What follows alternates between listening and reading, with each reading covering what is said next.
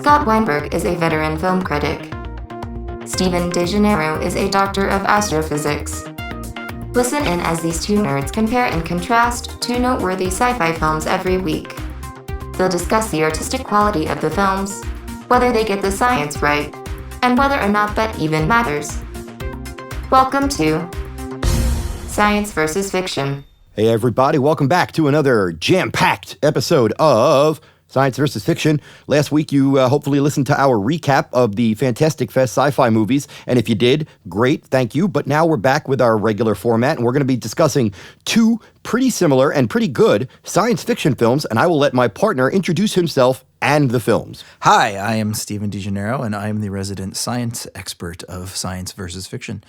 Scott and I decided earlier in the summer that it would be cool if we did a new release, which we hadn't ever tackled before. And so we looked at the schedule of major releases for the summer, and there was nothing. There were no science fiction movies until late September, when the movie that we are going to be talking about today came out. And so today we're going to be talking about two movies about people going out into space. Both of them have some daddy issues involved in them, and they are both exceptionally well production designed. Interstellar and Ad Astra. We're going to start with Christopher Nolan's Interstellar, which is the first film he did when he finished his very popular Batman trilogy. I find it really interesting that once these filmmakers reach a certain level of pretty much blank checkedness and can do whatever they want, they immediately want to do a big budget, ruminative, kind of thought-provoking science fiction adventure story that often deals, like Stephen said, with daddy issues. And Interstellar, it's grown on me. When I first saw it in theaters, I might have had a bad night. I thought it had great moments, but overall it didn't really hold up for me. I've now seen it twice more, and I think it's great. I think it's one of the best sci-fi films of the past 10 years, easily. I think Stephen will agree with me. It takes a little while to get rolling, but once it lays all its scientific cards on the table and establishes all its characters and gets into the journey of the matter, Interstellar is very smart, very suspenseful, and kind of fun. Yeah, no, I agree. I loved this movie the first time I saw it. I got to see it in 70mm IMAX with my wife at the Austin IMAX. It was their final screening in 70mm film before they were going to yank the projector out, and so it was a good way to get to see it. You know, I very much enjoy this movie. I think it's interesting, going back to your point about people wanting to make these sci-fi epics once they have the opportunity to make what they want. I think part of the reason for that, honestly, is because you have to have that kind of clout to get one of these kinds of movies made these days. Like, they don't make original science fiction movies, certainly not at the kind of budget that Interstellar is at. Well, Stephen, I mean, one of the main things that inspired us to do this show is that over the last 10 years, we've had kind of an explosion of quality studio sci-fi films. There was Arrival, and I like Annihilation quite a bit. Gravity, The Martian, really smart and entertaining sci-fi films, and I think that we're kind of in the middle of, and Ad Astra I would qualify in that category as well. And I'm enjoying the hell out of it, because as much as, we all love escapist and action-y sci-fi, there's something about combining true, or as true as you can get in fiction, true science with, an outer space adventure story, that it feeds both your brain and your heart. It feeds both at the same time, and when it's done right, that can be very satisfying. Well, let's not get too far ahead of ourselves as far as the truth of the science in these movies. Yes, but, it's interesting to note, Stephen, that a theoretical physicist is pretty much the starting point for this movie. A gentleman named Kip Thorne was an executive producer on the film, and he was a driving force behind it. Him and his wife was also a producer on the film and collaborated with Christopher Nolan and his brother, Jonathan Nolan, a writer. And this wasn't a sci-fi film where they wrote it and then said, oh, get a scientist to check some of this stuff. This was a film that was started with scientific veracity in mind. Do you have anything right off the top of your head that just sticks out to you as inconsistent or sloppy sci-fi? Well, why don't we back up a second? And for those of our listeners who haven't seen the movies or have not seen it for a while, let's just talk a little bit about the movie and what it's about. Okay. So it stars Matthew McConaughey as it's in the near-ish future. Global warming has basically destroyed most of our food supply, and everybody are now farmers, regardless of their qualifications. I'm going to interject the plot here for a science question. Stephen, what is the difference between a drought and a blight? Oh, a blight is a disease. So like some actual disease, a virus has actually infected the plants and killed them. So a drought is Okay. just there's not enough water. A blight is a physical disease of the plants. I thought because they were similar words that maybe a blight was similar to a drought in that a drought is lacking water, whereas a blight may be lacking nutrients or sunlight or something. But that's why I'm the student and you're the teacher.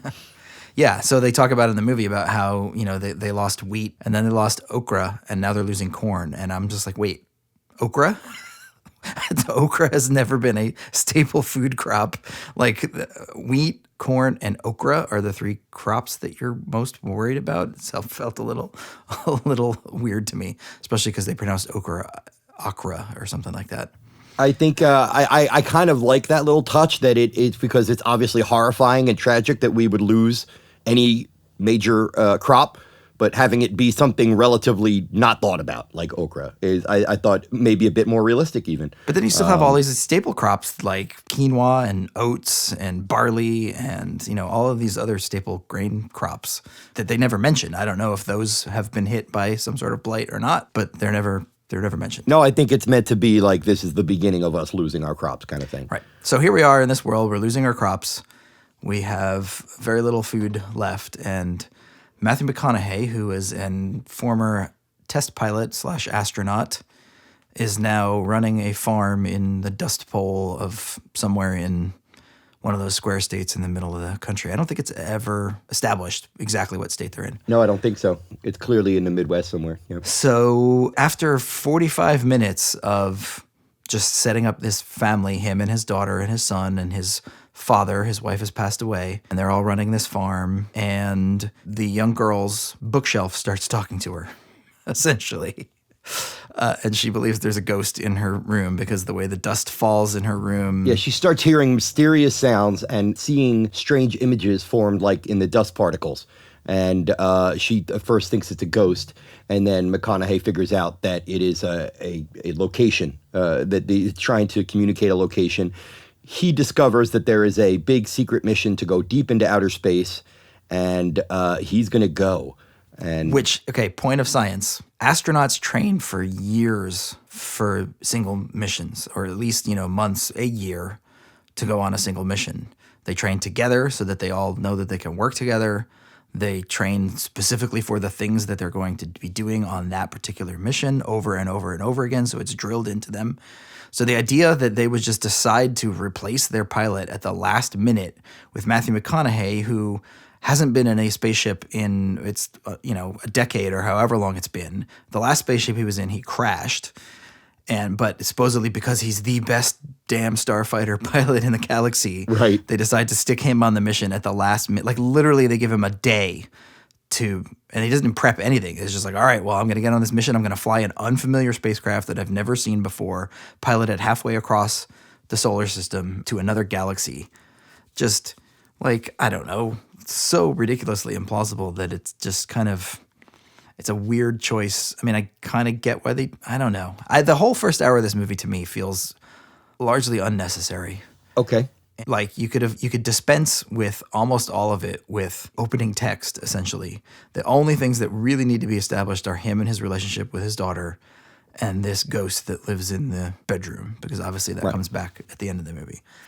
But I don't know. I just feel like I think what Nolan wants to do here is basically set up the Cooper character, McConaughey. That's why we had all that extra space in the first act of this movie, is that he's working real hard to establish that he's a good guy, he's a good dad, he's smart, he is angry about the way the world is turning, and there's actually a really interesting subplot about how kids now they're being taught that the moon landing was a scam, and he's really angry about that, and I think that adds a lot of texture to the future world that the film takes place in.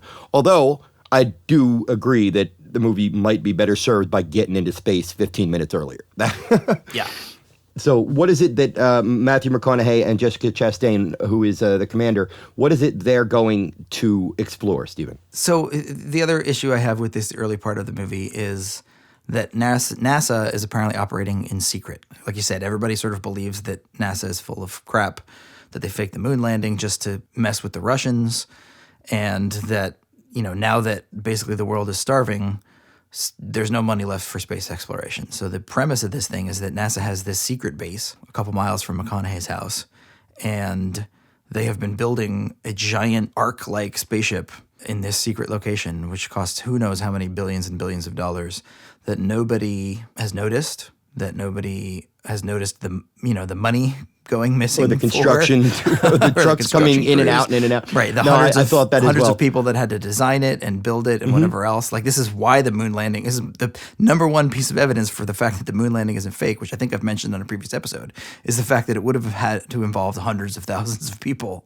And it's the same thing here. So, like, again, you're kind of starting off in this place where it's like, all right, I gotta kind of roll with this, because he clearly wanted to tell the story where McConaughey stumbles across this thing, as opposed to, he was been involved with it from the beginning. Yeah. And that's clearly the way that they wanted to craft the story. So, okay, we're going to go with it. So they've built this ship. They have discovered, quote, gravitational anomalies, which is, I love, the word anomaly is one of those things that science fiction movies throw out anytime they don't want to actually explain something, which is not a knock necessarily, but it's one of those things where you just call something an anomaly and throw a scientific word in front of it.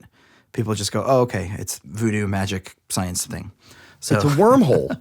well, so it turns out to be that there is a wormhole, which McConaughey guesses almost instantly, that there's a wormhole in space.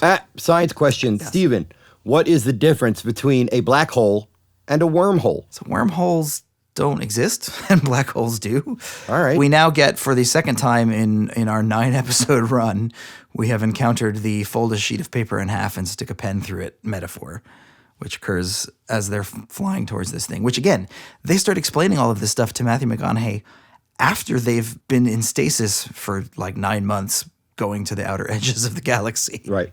or flying to Saturn. And then they're like, maybe we should fill him in on some of what's happening. And so they explain, which I guess narratively, again, another one of those things is, one of those things that Nolan honestly is not the best at, is exposition, and narrative exposition in particular, dialogue, expository dialogue.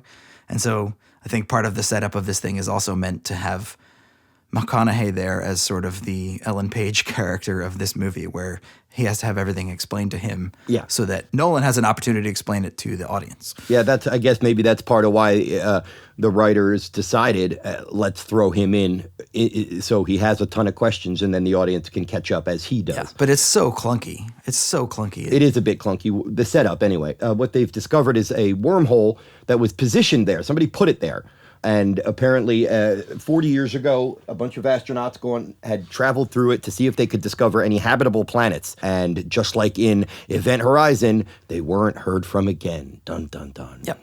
And for some reason, they can send signals back, but only very, very limited signals. They can only ping little tiny bits of information. They can't send back video or audio saying, hey, this planet's great, come here. So the premise is, again, the Earth is dying. We have to find a new place to live. So they sent out these things. They called it the Lazarus mission, which is, as on the nose as the Icarus II. And they sent 3 people to 3 different planets. So they went through this wormhole that just appeared near Saturn into a different galaxy, apparently. And they found these 3 different planets. And they sent 3 different people to each of the planets.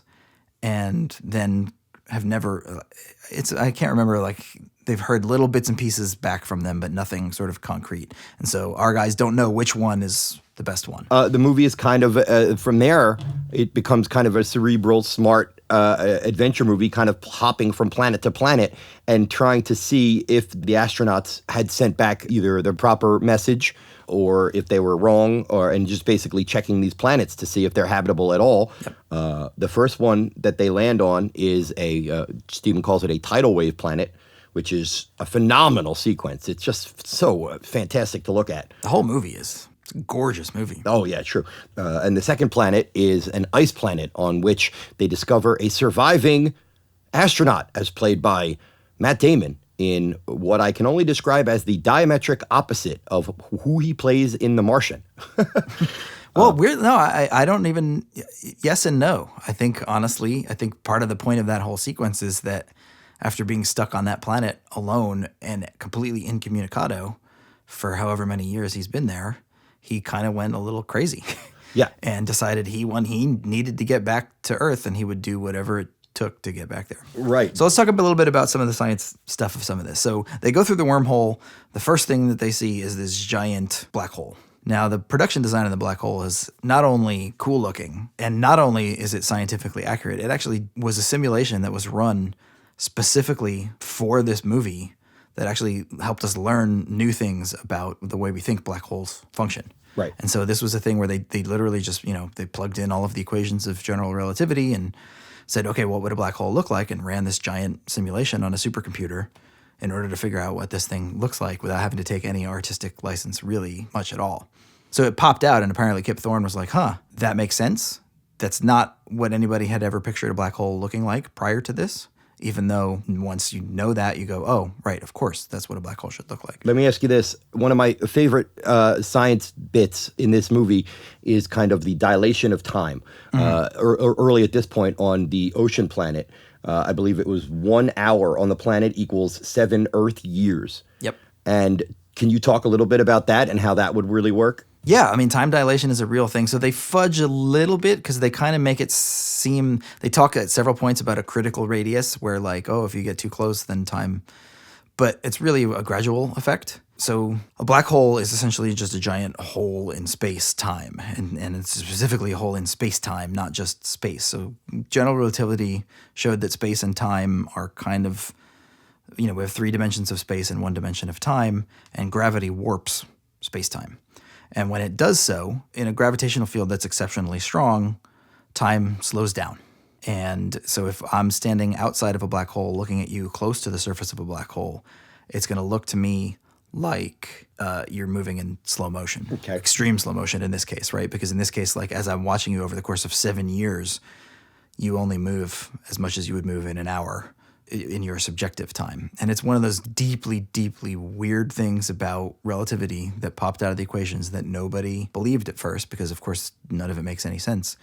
And experiments have verified it. Again, like your GPS wouldn't work if this weren't true because they have to actually take this into account. It's also just a fascinating plot device because, they land on the planet, they know that they have very limited time, and every second that they take, the viewer is like, oh my God, get off this planet. Yep. If 1 hour on this planet equals 7 Earth years, good God, like every slip up and every mistake that you make is going to cost you years. And it's a really interesting device, a storytelling device. Yeah, and there's a great discussion leading up to this, to the decision to whether or not to go to this planet, about using time is a valuable resource. So they don't just have to worry about fuel and oxygen and whatever else. They have to worry about this time slippage because if they land on this planet and they spend too long there, even if the planet turns out to be perfect, if they take too long, meaning more than a couple of hours, it could be that everybody on Earth is dead already by the time they get back out of the gravitational well of the black hole. And so it wouldn't have done them any good to have gone there in the first place. Right. And then once they leave the tidal wave planet and come back to the ship, one of their colleagues has aged 20-some years, and it's just really interesting. It's just something really cool to think about. And there's a great sequence where Matthew McConaughey is watching all of the messages from his kids that they sent over the course of those 27 years and watching his kid grow up and become a dad and him becoming a grandfather and, all of this time having passed in literally a couple of hours that he was on the planet is just a heartbreaking sequence. It's a great bit of acting from McConaughey as well. I'm telling you, man, once they get into space, I legitimately, I think the early stuff is fine. But once they get into space, I think this movie is 5 stars. I love all of the adventure stuff and all the space journey stuff in this. One of the more interesting aspects of this movie, Stephen, I want you to discuss this because it seems like they were designed this way for a reason. Most of the time in science fiction movies, robots are humanoid or something like R2-D2. Right. Explain the design of these robots, which essentially look like like a fist with no thumb. And you just have 4 even length fingers and they can move forward and backward. And it's fascinating. Talk about these robots. I mean, you just did. I don't know that I have much to add. I think they're a really cool design. It's obviously very unique. This is one of the reasons why Christopher Nolan is because he decided that he's not going to have C-3PO or R2-D2 in this. He's going to do something that And the range of things that he's able to get this robot to do is also really, really interesting because it's able to sort of walk, it's able to run. Yup, that's what I wanted you to get into because, again, they just kind of look like four fingers stuck together, but they can move forward, they can move backward, it can float, it can make itself even to look like a raft or a wall, and the way it moves, it makes me think that this is an actual design that like somebody at NASA had said, hey, this is a pretty interesting design. If we put these fingers all connected to each other, the motion is a lot more pragmatic than, say, a robot like C-3PO. Yeah, I don't know. I don't know whether or not it was a real thing or not. Okay, this movie spends a lot of time showing us ships docking and spinning and explain how difficult it would be to do some of the docking procedures they do in this movie where the ship is spinning. Well, so yeah, there's one sequence late in the thing where Matt Damon destroys the space station and sets it in a rotation. And in order to save themselves, McConaughey's got to match the rotation of the ship. You know, I guess that's why they sent the best damn starfighter pilot in the galaxy on this mission, because otherwise they all would have been toast. It's a good thing he lived close by. Well, so the danger with that kind of spinning is not so much how difficult it is, because in space, it's not like Earth, right? So if you push something on Earth, it'll start slowing down. If you start spinning something, it'll eventually kind of stop spinning. And so like if you wanted to match speed with something, you'd have to continually add spin to it in order to try to match the spin of something. In space, you don't have to worry about that. Once you start something spinning, it'll just keep spinning until forever.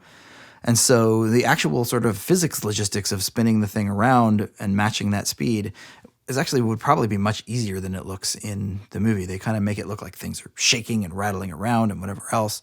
What the problem is, and they talk about this in the movie as well, is the faster you spin, essentially you are creating simulated gravity, right? They were doing the same thing that they do earlier on in the movie where they start spinning the whole spaceship in order for them to be able to walk on the outer edges like they do in 2001. And so you're accelerating. So and if you're spinning that fast, you're accelerating a whole lot, and you're under constant acceleration. Now, the human body can only sort of stand a few G's of acceleration before all of the blood comes out of your brain and you pass out. And so he says something about that at one point. He tells the robot, I think, like, if I pass out, you got to take over. Although why he doesn't have the robot just do this in the first place is a little bit unclear, because I would think a robot would be better at this than his human just sort of, I'm going to match by eye. I'm going to try to spin us up at the same rate while I'm fighting passing out. So I don't know why they didn't just have the robot do it in the first place. Maybe, I can't remember whether they explained if there was a good reason for that. But no, the hard part is the biological effects more so than the physics of it. What about the idea of a key point later in the film is that one of the robots can send data out of a black hole? Theoretical or No, that's completely false. Okay. And they say in the movie, I mean, they kind of are hoping maybe, okay, well, but that's what a black hole is. A black hole is literally, I mean, that's where it gets its name from. It's black because nothing, including light, which is electromagnetic radiation, which is the same thing that radio waves are, which is the same thing that any kind of signal that you could possibly send out of the black hole cannot travel faster than the speed of light. What if the robot has a really strong Wi-Fi signal? Well, a Wi-Fi signal requires electromagnetic radiation. So by definition, the robot could not be, well, it could be receiving a Wi-Fi signal because the light can go into the black hole.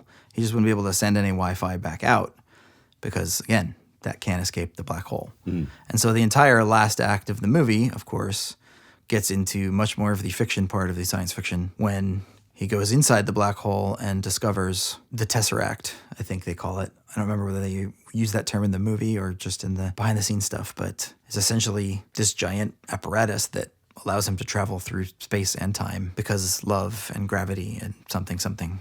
Wave your hands. Right, but I think, to be fair, I think that's where I think the movie actually does kind of dovetail the science with the emotion just a bit.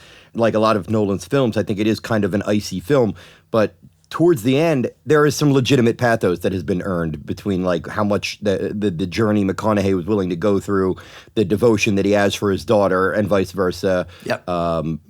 And I think that a lot of times when you try and get these emotional beats into a very clinical, science-heavy movie, they kind of slide right off. But in this movie, I it got me. It got a little lump in my throat in the end of this movie. It really did. Yeah. So he, ends up being able to communicate back through time with his daughter, who is a young girl again, or whatever. She, back in time to his young daughter. And it turns out he is the ghost that was communicating with them from the beginning. And it's a neat idea. Obviously, it's been used a lot in science fiction, but because this one didn't establish time travel until very, very late in the third act, it's not something you necessarily saw coming. But it also raises some questions beyond the physics of it. Obviously, we as far as our understanding of physics goes, you can't talk to people via their bookshelves 30 years ago.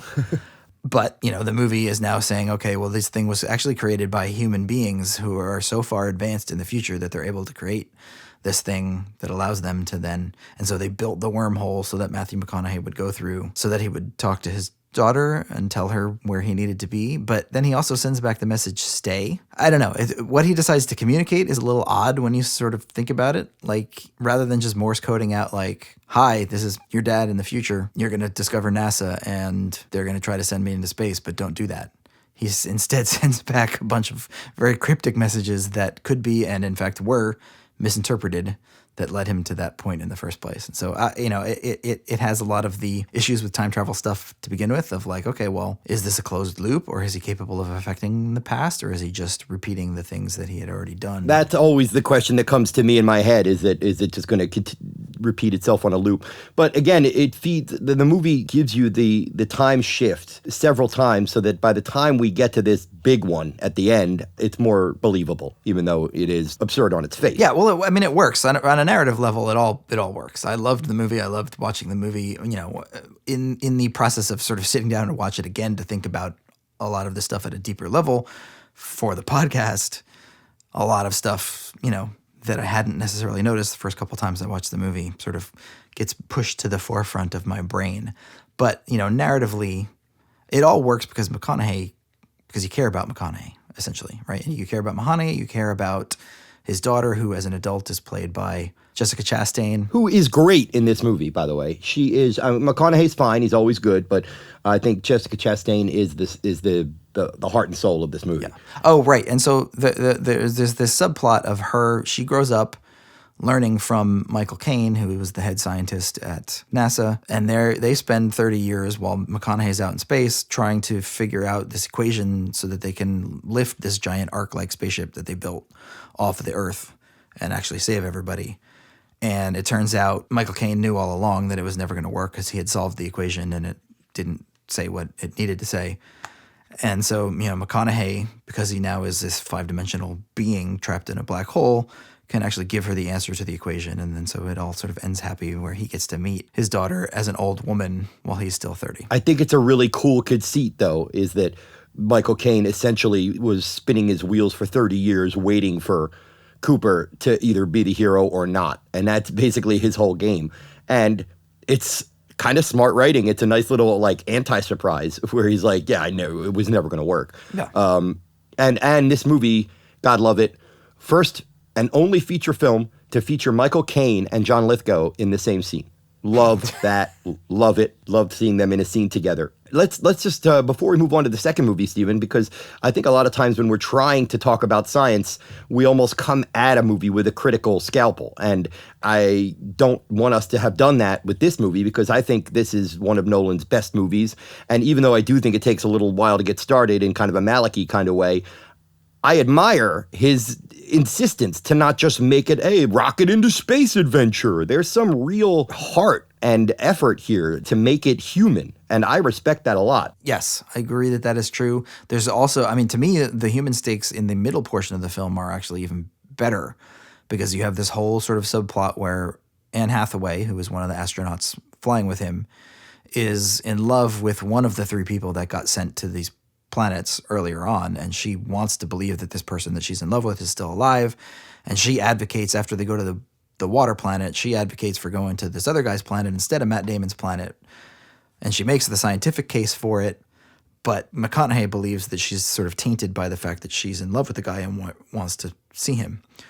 Spoiler alert, it turns out she ends up being right because they go to Matt Damon's planet where you get this extra layer of human drama where Oh, it's great. Oh, I love that whole sequence is great. Matt Damon is played as a villain because he wants to kill them all so that he can escape. But by the same token, you can appreciate, you've literally cut off from all humanity, trapped on essentially a desert island, knowing that you'll never see anybody you care about or any other human being ever again. There are very few of us who wouldn't go crazy in that situation or wouldn't do anything it took to get themselves back to civilization. And so that's what really well-written movies do, is that, with the Damon character, what's really interesting there is that he lies to the world and says that this planet is habitable so that they'll send somebody out there and he'll be rescued. Yep. Now, if you're just watching it just as a movie, you're like, boo, hiss, what an evil, selfish thing to do. But like Steven said, who knows?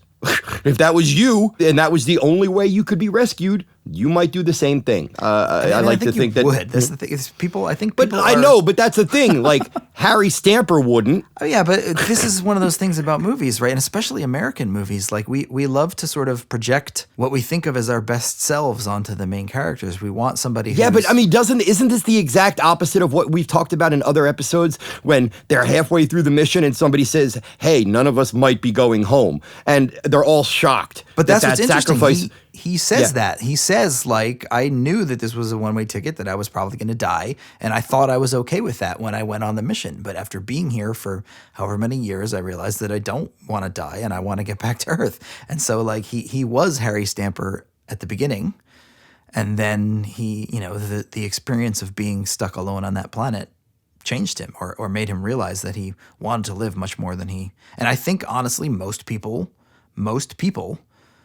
that's how, you wouldn't send most people on this kind of mission, because I think most people would make that same choice, because I think people are inherently a little bit sort of selfish. Yeah, selfish is a good word for it. And it's like, in a lot of these movies, we always have the square-jawed astronaut, guy or girl, doesn't matter, but they're like noble and I'm going to die on this planet and I'll unhook my my breathing apparatus and just fade off. And you're like, yeah, that's what an American hero, that's what a human hero would do. Right. But this movie posits this guy was just scared. He was, he's like, it's easy to call him the villain, but, I pity him too. Yeah. No, and it's a great performance too. And you mentioned Anne Hathaway. She's fantastic in this as well. Also, Wes Bentley has a small but important role, and I thought he was great. Wes Bentley is one of those people that I wish had a bigger career than he ended up having, especially after American Beauty. I feel like he got overlooked by, that movie won all of the awards, and, Annette Bening got nominated, and Kevin Spacey got nominated,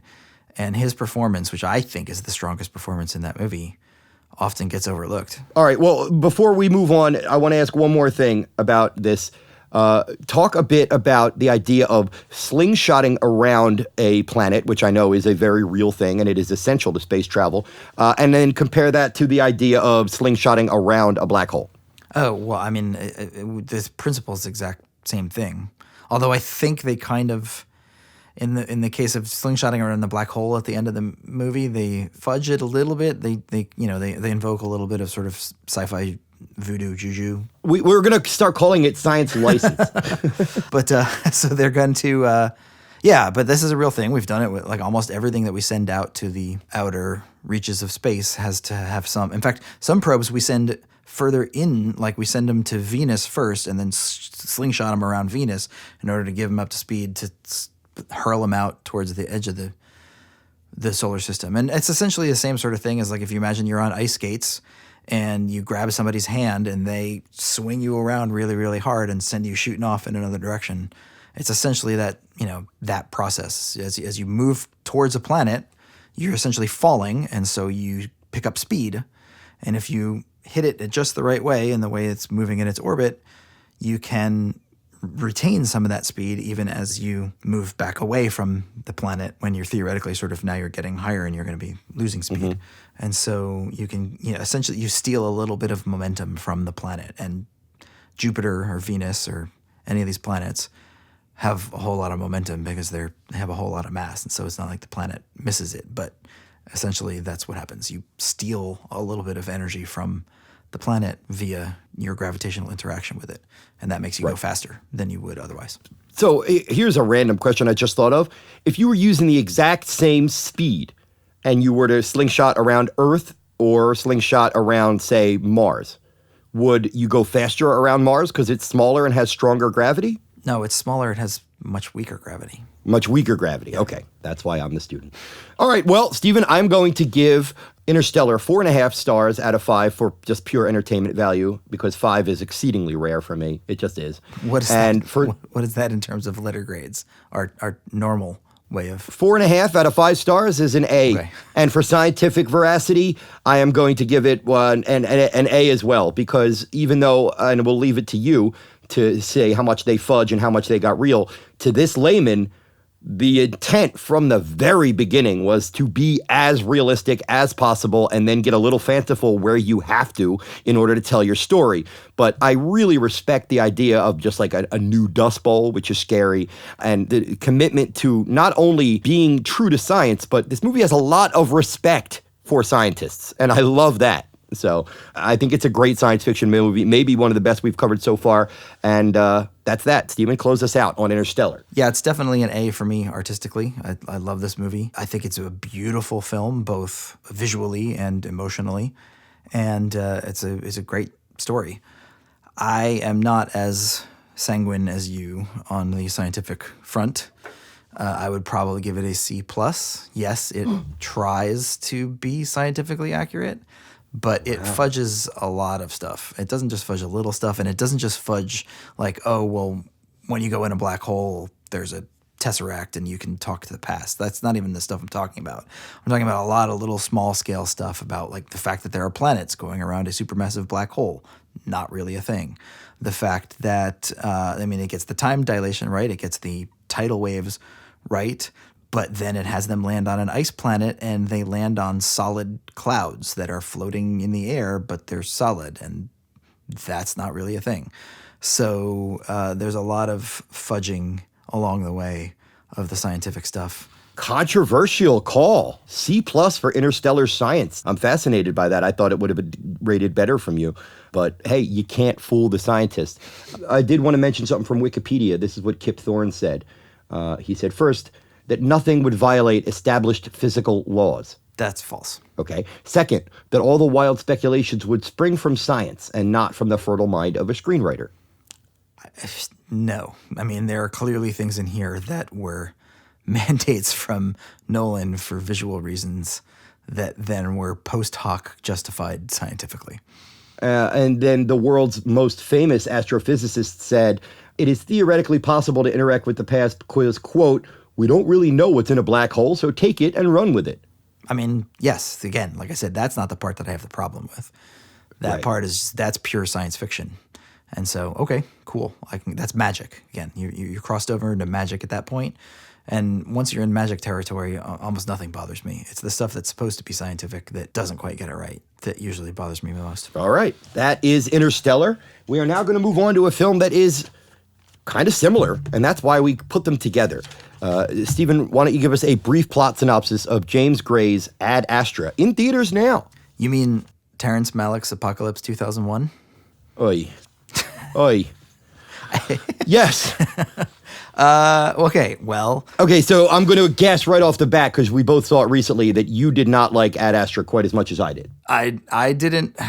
I have complicated feelings on this movie. Okay. Both on the scientific side and on the narrative side. But the basics of it are very similar to Interstellar. You have a astronaut / test pilot, in this case played by Brad Pitt, who is enlisted by a secret cabal of NASA scientists / military people to go on a journey to the outer reaches of the solar system. In this case, because his father, played by Tommy Lee Jones, who was sent on a previous mission in order to attempt to contact extraterrestrial life, killed his entire crew and is now piloting a spaceship that may or may not be malfunctioning in such a way that it could destroy all life on Earth. Yeah, they have an experiment going on this far, far distant spacecraft that is causing a chain reaction that hits Earth. And what is it when it hits Earth? Well, so this is my first issue with this movie. Like and again, cosmic ray bursts, but when they hit Earth... it's mumbo jumbo gobbledygook. None of it makes any sense. So what they say is that this craft that Tommy Lee Jones is on was powered by matter-antimatter reactions. Now, what antimatter is it's like regular matter, but it's opposite. It's kind of like the shadow universe, essentially. And so if you have, we have regular matter as protons, neutrons, electrons that form atoms, and atoms form molecule. Most of the universe is made out of regular matter, baryonic matter, normal matter. But there's also things called antimatter. So you have, for each one of those particles, you have antiprotons, anti-electrons, anti-neutrons. They are essentially the opposite of the ones that exist in our universe. So you would have a positive proton, you would have a negative antiproton. And the key thing about antimatter is that if you took a proton and an antiproton and stuck them together, they would annihilate one another and release a massive burst of energy, and then there'd be nothing. Well, wait, how is antimatter created? Well, you smash two things into each other at really, really high speeds, and they give off a whole bunch of particles, some of which are antimatter particles. Like two cars? No, like two protons or two atoms. Two protons, neutrons, electrons, that kind of stuff. So a particle collider like CERN is doing these kinds of things. And it creates, small bits of antimatter in particle physics. And so this spaceship is supposedly powered by antimatter-matter annihilations. So you create antimatter, and if you could create enough of it and find a way to store it, obviously you can't store it in a bottle, because that bottle would be made out of matter, like a physical bottle. So you would have to store it in what's called a magnetic bottle, or you would just kind of keep it from getting out of a certain area by using magnetic fields and electric fields. And if you could store enough of that and then have, regular matter is easy enough to come by, and then you slowly introduce them to one another, and that creates energy, and you use that energy to power your ship to go places, whatever it is. So the movie says, okay, well, this ship was powered by this kind of thing. And so they have a bunch of antimatter on the ship.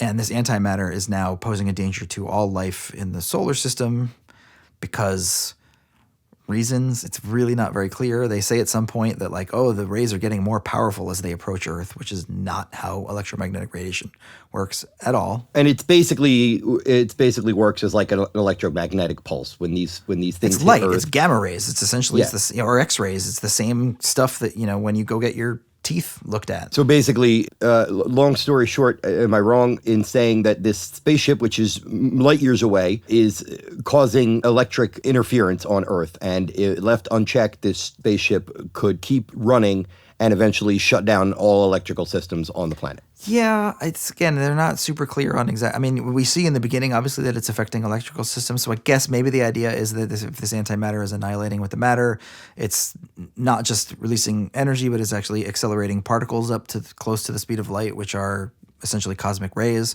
And if you have enough of these, the problem is this is happening at Neptune, which is really far away, and because of the inverse square law. It's so funny because my next note for you was Neptune? Why? Why Neptune? Well, why Neptune is because, if you're not going to do Jupiter or Saturn, you can't do Uranus because you just can't in a movie, because for better or worse, people would giggle every time the name. A lot of people are now starting to pronounce it Uranus just to avoid that. Exactly, which is sort of ahistorical, but yeah. So honestly, that's probably the reason why. Neptune is also the furthest planet from us. And so if you want to get as far away from us as you can get, Neptune is where you're going to go. Steven, am I crazy? Or if you really want to cut right through it, does this movie not have virtually the same plot as Interstellar, as Event Horizon, as Sunshine, which is we're sending a mission into outer space. It's the second following a failed or missing mission. Yep. I mean, exactly. All three of those movies, it's the same basic idea. Only in this case, you have Brad Pitt, and Tommy Lee Jones is his father, and so you have this extra sort of supposedly a layer of emotional weight to this whole thing, because he believed that his father was dead, because the official cover story was that this mission blew up and everybody died, and so he thinks that his father is dead and doesn't realize that his father has actually just murdered all of his crewmates and is out there in crazy town by himself. Tommy Lee Jones, apparently the world's biggest introvert, because he hates people so much, including his own wife and kid, that he would rather go out to Neptune and then kill everybody so that he can be completely alone for 30 years and does not want to be rescued and will not communicate with anybody. And Well, they do kind of explain why he is this way. I don't know if we have to keep putting the daddy issues into the sci-fi movies. I think this film would have worked just as well I don't know, maybe not. But if it had just been, No, I mean, I don't think so. I think that's. But my big issue with it, as my wife said after we got out of the screening, was that it's a movie that's sort of about all these giant grand emotions, fathers and sons, which again, for me, that's a trigger for me. Like anything about fathers and sons, because of my relationship with my dad, because of my relationship with my son, like father and son stuff is my jam usually. And in this, it just all left me so totally cold. So it's a movie about grand emotions that isn't very emotional really at all. Yeah, despite a good performance by Brad Pitt, I think he's very good in this, the emotional side of Interstellar eventually, about halfway through, kind of clicked and started winning me over. Whereas this, I was fascinated by the journey and the adventure story. I'll get into that in a minute. But when it came to like the ostensibly emotional stuff, like you, I said, okay, yeah, dude misses his daddy and da-da-da-da-da. Yeah. It didn't really feel all that heartfelt to me. Yeah, well, so, I likened it somewhat tongue in cheek, but I think it's an apt comparison to a Terrence Malick movie because I think it hits on a lot of the things that I like and dislike about his work. It's got gorgeous cinematography from beginning to end. It's got great performances. It obviously has these huge, grand thematic ambitions. It's trying to say something really big and profound. It has the unnecessarily whispered voiceover where a character just kind of tells you philosophy or what he's thinking at that exact moment. And then the story was a mess, honestly. Like, yeah, we talked about it very briefly last night, and you said it was a mess. But then I think you nailed it with your next criticism, which is that it feels very episodic. There are some great set pieces in this movie.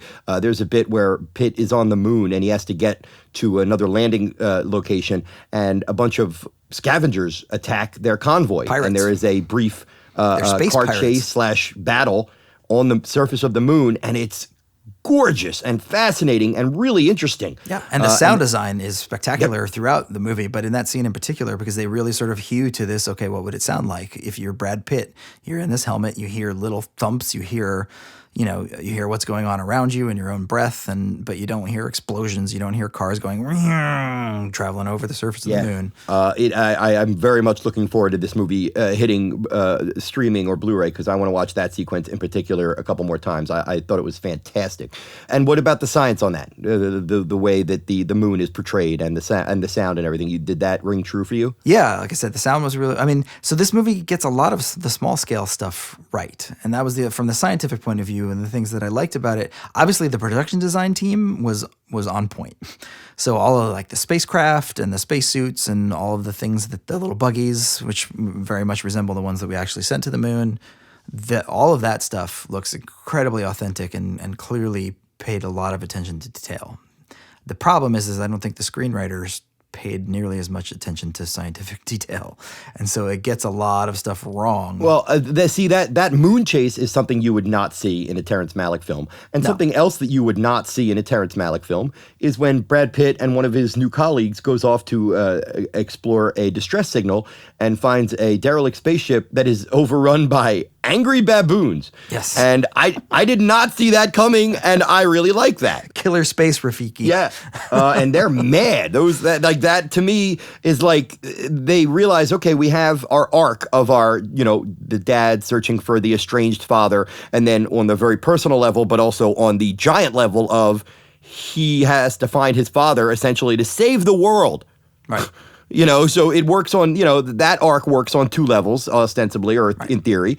Well, it feels also very much like Apocalypse Now in that regard, because it's very much like a Heart of Darkness, right. Yes, moving deeper and deeper, and the farther you get, the more dangerous, the more tenuous your hold on life is, the more risks there are, the farther out into space. But there's these episodes, there are things that happen that never really sort of come back. It's just like, okay, this crazy sort of thing happens. I got attacked by a baboon on a spaceship, and now I'm gonna move on to the next sort of episode. It's very episodic in that same sort of way. But whereas Apocalypse Now works for me on every level, this movie it didn't, because then it gets into that third act and he finally gets to the spaceship and he confronts his father, Tommy Lee Jones, and they have this cryptic series of conversations that don't make any sense and don't go anywhere, and they don't talk like actual people talk, and Yeah. That part was the most Malick-y part to me, where it's like, oh, I'm just going to kind of use words to paint a picture instead of actually communicate. Yes, it's screenwriting in lofty concepts as opposed to screenwriting in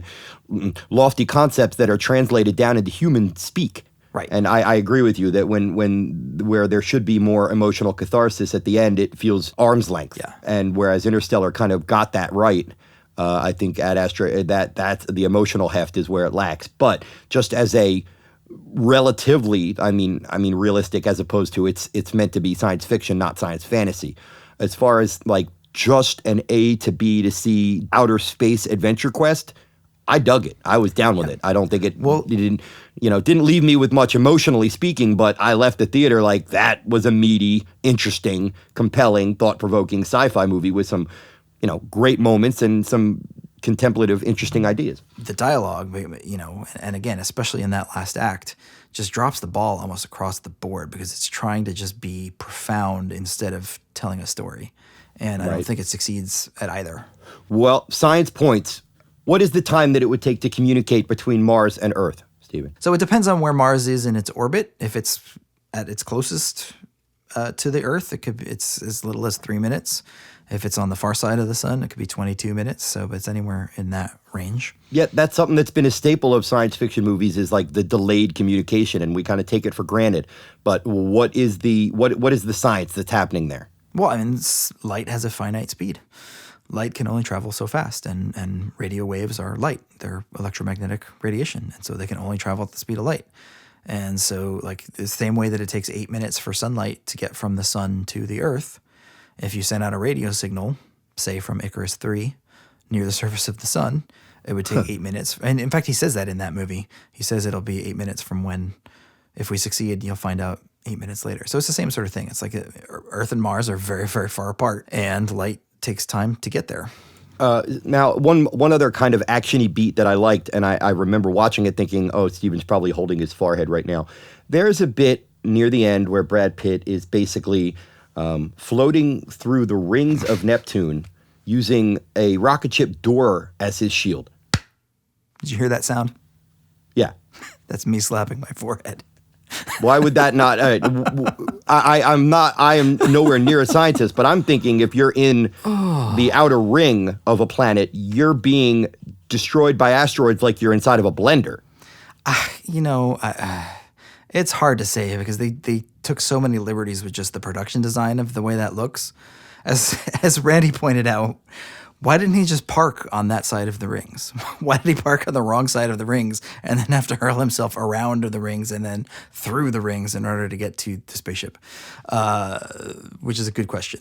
I don't know that Neptune's rings are all that substantial, but here's the thing about space, right? Especially when you're talking about things orbiting around a planet. If you have any sort of mismatch in your orbit, any really at all, you are likely to encounter one another at great speeds. Because in order to be in an orbit around a planet, so I don't know what the orbital velocity you would be at that distance of Neptune and Earth, you have to travel at like 17,000 miles an hour on the space shuttle, right? And so if you encounter something that's even just standing still or in an orbit that is perpendicular to yours, you're both moving at 17,000 miles per hour. And if you're not moving at 17,000 miles per hour in the same direction, then when you encounter one another, you're going to have some speed differential, and you're very likely to just get obliterated by it. So if he's traveling around this thing and these rings are just kind of there floating around, his orbital speed would have to match the orbital speed of the rings exactly. Otherwise, those things would be hurling at him at many thousands of miles per hour. His little flimsy shield would do nothing whatsoever. It would be like a bullet, right? A tiny micrometeorite would be like a bullet just going right through your brain pan. Goodbye, it's over. So no, none of that made any sense whatsoever. And how does he return home to Earth? Well, so here's the other thing. This is the other half of what I want to talk about this antimatter stuff. So antimatter is antimatter. It just exists, right? If you had a big store of antimatter, the only way to get rid of that antimatter is to put it in contact with regular matter, allow it to annihilate itself. It would release a whole bunch of energy. In the world of this movie, they've posited that would be a very, very bad thing because even at the distance of Neptune, it would somehow cause problems on Earth. So blowing this ship up with a nuclear bomb does nothing to that antimatter other than disperse it where it's going to contact a bunch of regular matter. Like he's literally just adding a source of matter to this antimatter and accelerating this thing that they were terrified of happening in the first place. So blowing it up with a nuclear bomb would do nothing whatsoever. So, right. And I did find one thing at the end of this film a little bit more interesting than the usual daddy issues in a sci-fi movie, which is the experiment. Correct me if I'm wrong here, but the experiment with Tommy Lee Jones comes to the conclusion that we are the only life in the entire solar system, and that's what inspires Brad Pitt to love his family. Oh, I don't. None of it makes any sense. Yeah, no, I mean, like, oh, well, he's distant from his wife because another completely underutilized Liv Tyler. What is it with her being, Matt Damon needs to be rescued from faraway places, but Liv Tyler apparently loves being married to astronauts that go out into space and then does nothing to further the story whatsoever. Wait, no, I'm looking now at Wikipedia. That is correct. The data retrieved from the base suggests that humans are the only intelligent life in the universe, inspiring Roy to reconnect with them closest to him.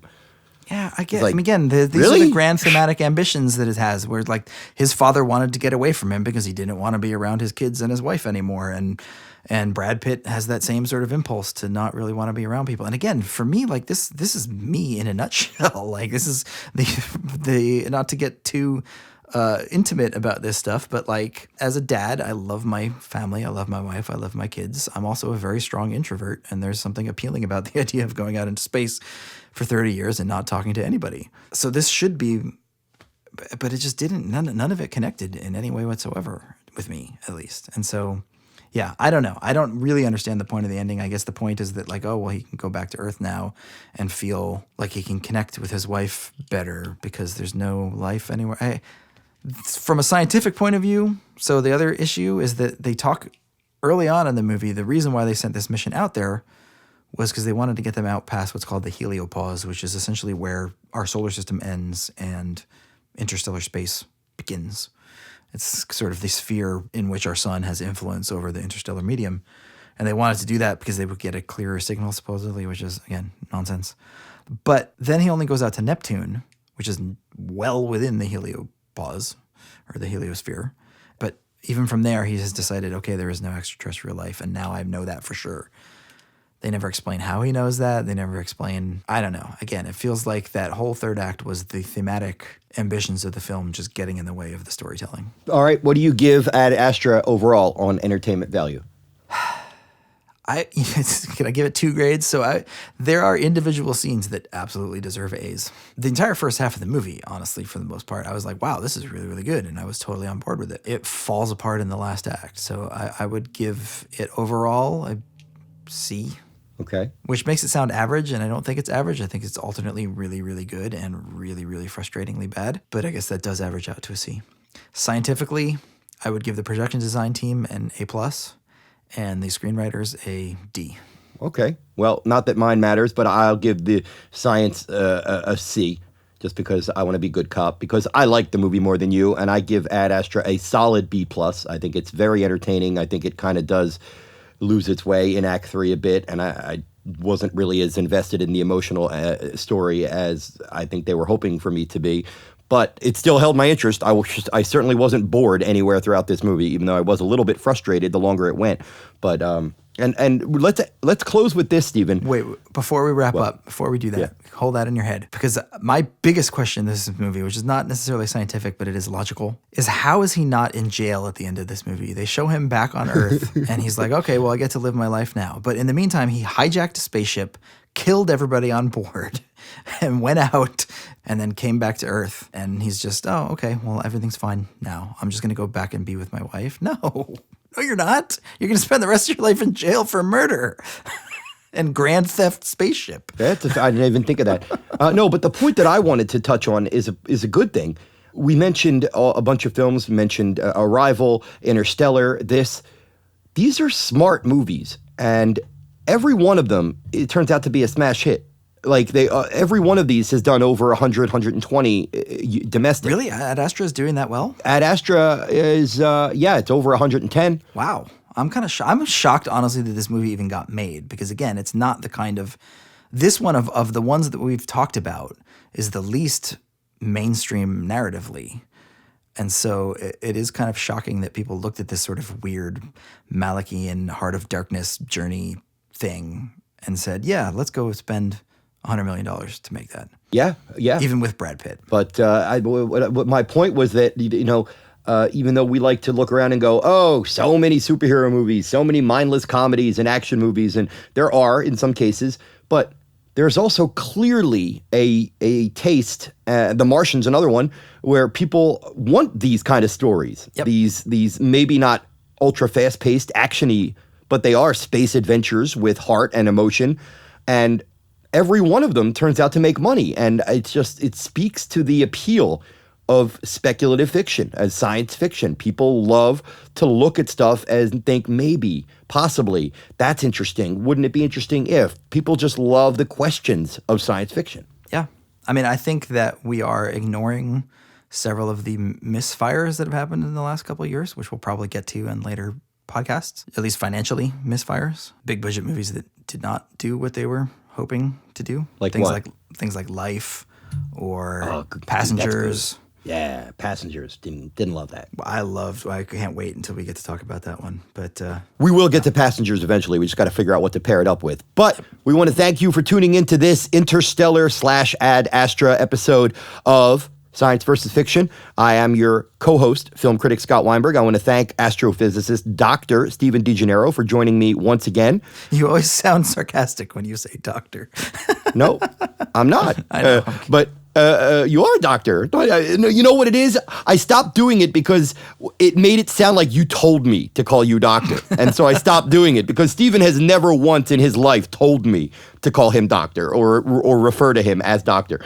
But it's also kind of a novelty because I don't have many friends who are doctors of science. So thank you for listening, and we will be back in a few weeks with something a little bit sillier. Thank you, guys. We'll see you next week. Hey, all. Thanks for listening. We really hope you enjoyed Science versus Fiction. Hey, Stephen, you know what people can do if they want to support the show? No, Scott, why don't you tell me what people can do if they want to support the show? Well, there are several awesome things that you could do. Leave us a review at iTunes, or tweet about us, or Facebook about us, or email your mom and tell her that this is the best podcast ever. You could also sign up for our Patreon account, which will give you bonus episodes like commentaries, interviews, and random fun stuff for nerds. So thanks for listening.